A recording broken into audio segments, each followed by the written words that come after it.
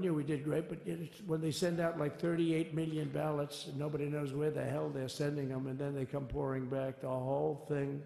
You know, they passed a law in California that if you work in an election bureau, and if you so much as ask for a voter ID, if you say, sir, ma'am, could I please look at your voter ID? They have the right to put you in jail. You're a criminal. Can you believe that? There's only one reason that happens. They want to cheat. So they had it where voter ID wasn't accepted. But now if you even ask for it, this is seriously a bill that was just signed, passed in their legislature, and it was signed. And I think when we get things cleaned up and we get back to a little bit of normalcy, I'm going to ask the Speaker to really get involved, because I think we would have won the state of California, because, you know, if you look at my numbers with Hispanic, we're at 56%, and we were winning. We won the Texas border that had never been won. As the governor said, he's doing a good job, the governor, by the way, of Texas, but as the governor said, it hasn't. Oh, did I get lucky? Did I get lucky? Supposing I said, you know, he's not here, but the governor of Texas has done a terrible job. Wow, look at you. You mean we couldn't get you up in the front row? I'll tell you. Supposing I said, JD, the governor of Texas, he's not doing his job. You heard what I said? See, I didn't know you were there. I said he's doing a great job. He's doing a phenomenal job. But now you're going to have a partner that's going to work with you, because you didn't have, not only didn't he have a partner, he had people selling the wall, right? We have a fence structure that we worked on, the governor worked on with me, and I didn't love it, to be honest with you. I wanted a nice precast concrete, you know, 40, 50 feet high, like a beautiful, could have been a T-shape, Y-shape. I love construction. I wanted that sucker to go up maybe 50, 60 feet. It would have looked beautiful, a nice Y shape. And they said, the problem is, sir, they climbed that like a rabbit. I said, what do you mean? No way. And they brought some of these guys out. They climbed it like... And the other thing is you hit it with acid and the thing will disintegrate. You know, they have things for concrete. So they needed very hardened steel, very special steel. And then they needed 7,000-pound concrete inside that steel, inside that steel. And then they have a rebar that's the toughest steel made. Very hard to cut. So this is why very little is cut. I mean, it's right. And then they put a anti-climb panel on top. I hated it. I said, it's so unattractive. And I said, why would that work? I don't believe it works. And I went to watch the Border Patrol, gave a display. We had actually two sets of climbers. The guys that climb up walls with drugs on their back, I mean, they got like 60, 70 pounds of drug, and they go as fast as you can walk. They go bip, bip, bip. Or we have Mount Everest type climbers. And honestly, the drug guys were much better. I couldn't believe it. The drug guys blew them away, right? But it's true, the anti-climb panel, they couldn't get around it. They just couldn't. When you didn't have it. So sometimes you sacrifice beauty for efficiency. And we did. So we built this wall, and we built over 500 miles of wall. That's why we had such good numbers. The famous chart that came down, very thankfully, the chart that came down on my right, Governor, had I not looked over there, I'm not speaking right now. You might be speaking here. You want to know the truth? You, JD, and we've got a lot of great people in this party, but I got very lucky, but we had the best numbers we've ever had. But I bought, you know what happens is when you fill it up, it's like water. You fill it up. Now we have 571 miles of wall. And they would always say, you know, when we renovated a wall, so there'd be like a piece of plywood sitting there for 60 years, or a 2x4 sitting for 60 years on the ground and rotting. Because, you know, and they'll say, you didn't build a new wall. Here we're building 50 feet up in the air, and 30 feet sections, 50-foot sections, all steel, all concrete, all everything. And all, by the way, they don't even want me to say this, but what the hell, doesn't take that long time.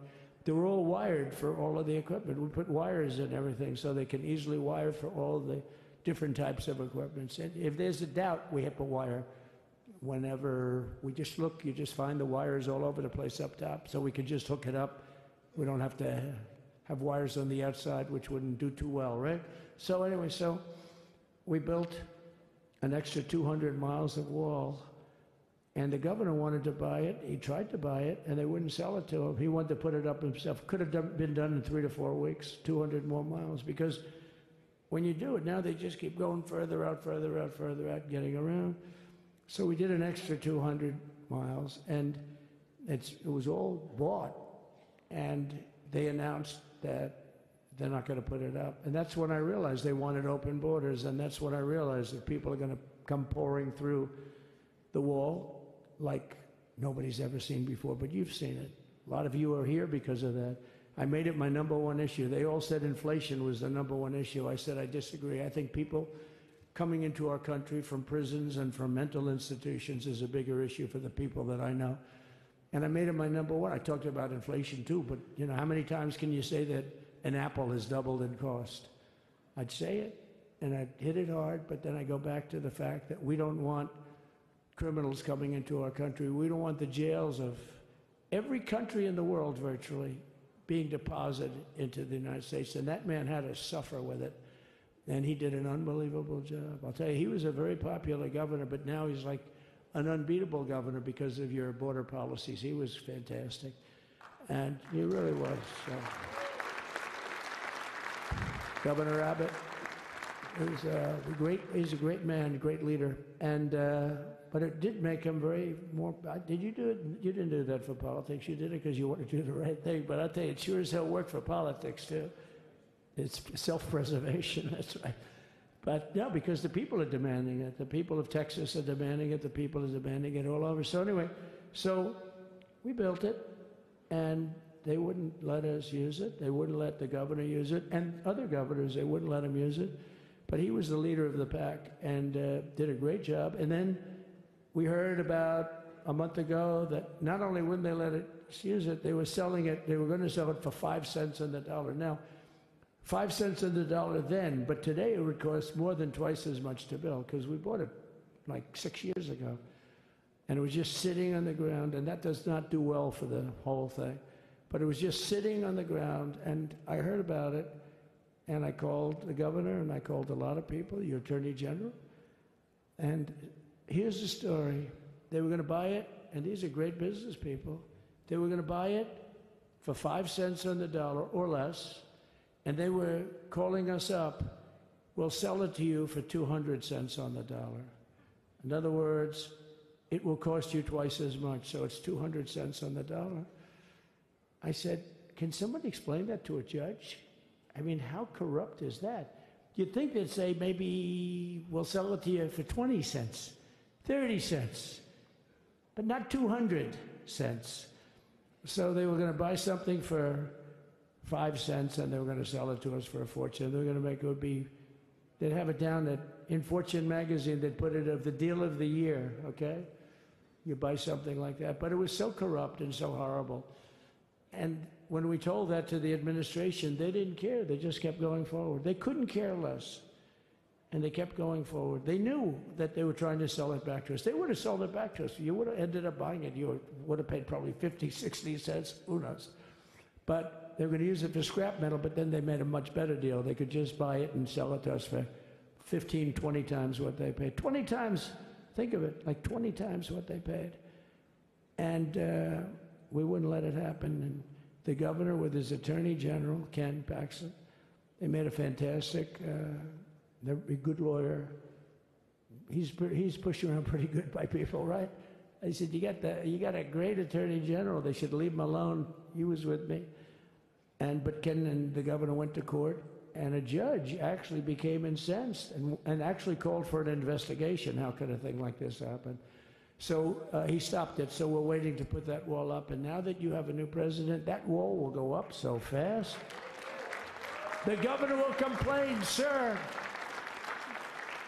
This is Greg Abbott, sir. Please, the wall is going up too fast. Please don't do that.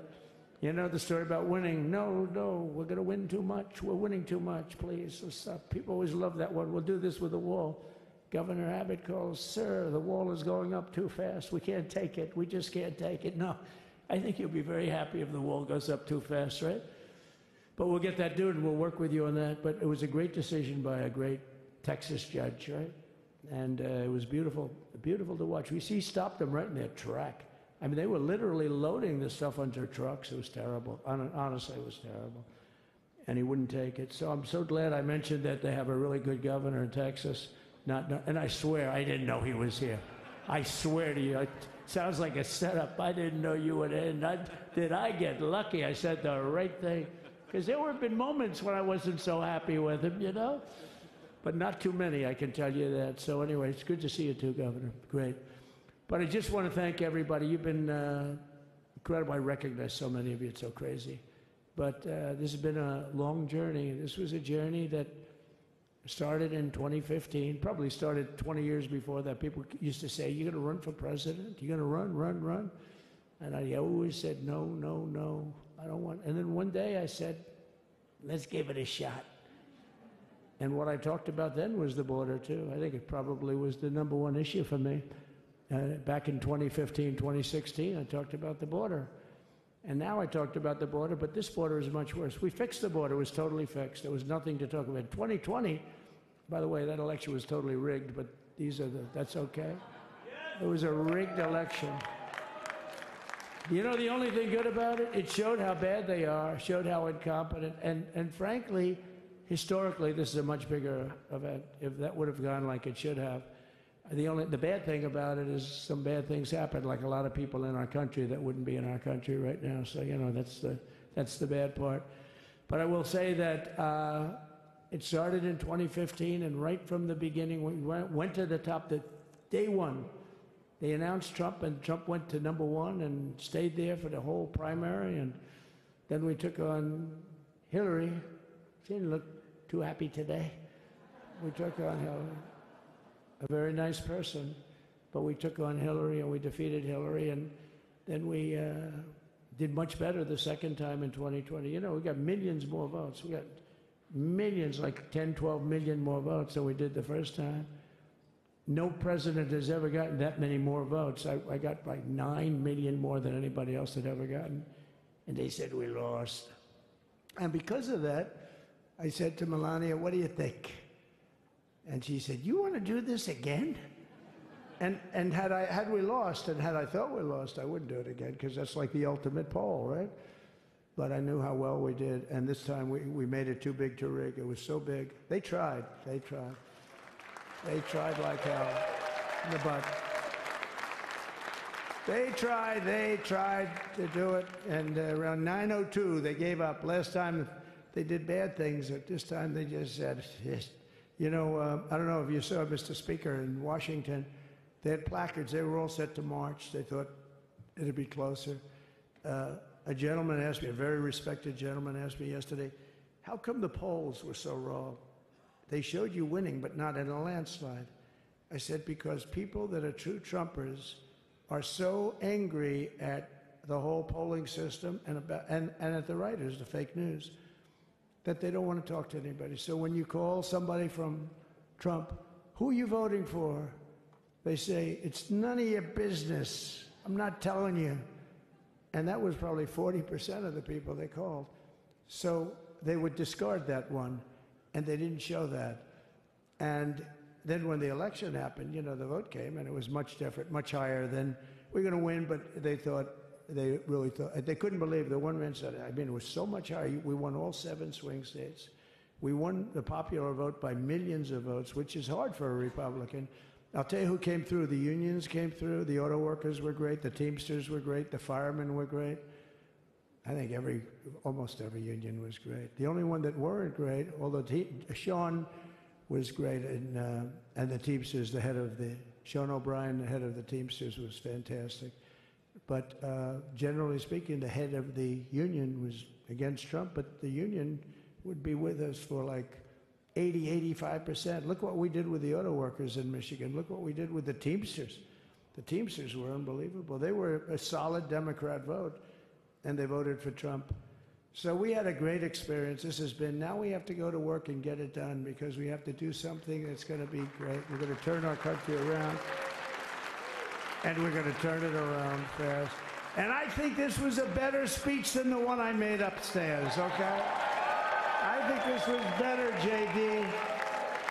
I think this was much better, and I got to see my friend. So, Governor, take care of yourself. you call me, we'll start working. You know what that means with him? He's going to be calling me tomorrow morning at about 6. And I said, how about next week?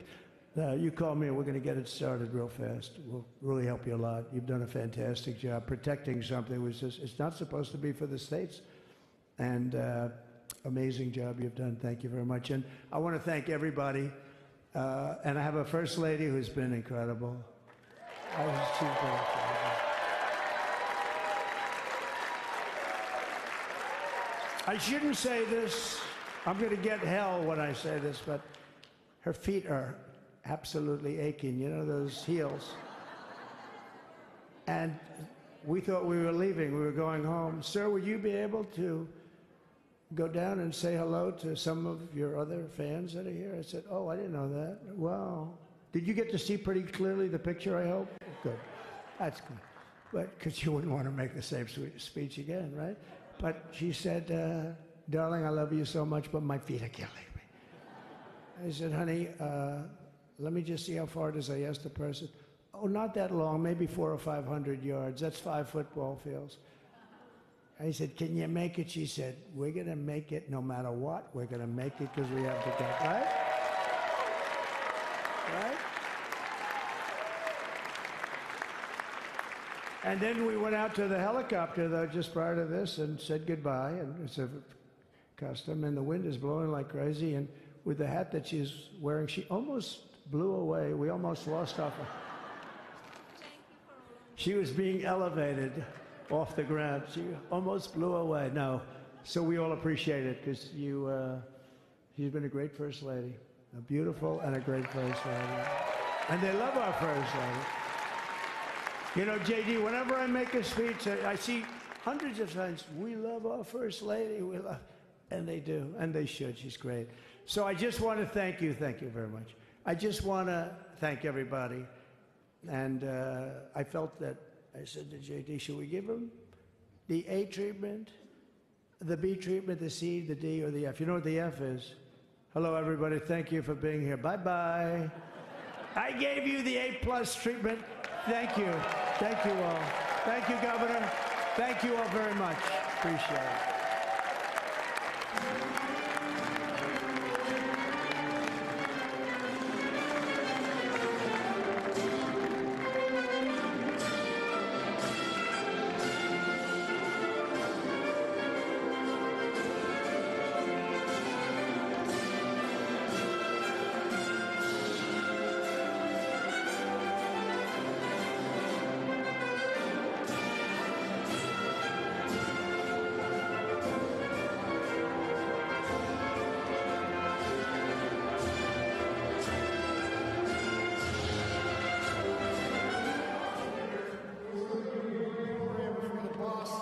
Gets here. The first thing I want to say, 6 in the morning, I'm walking in darkness up G Street on my way to meet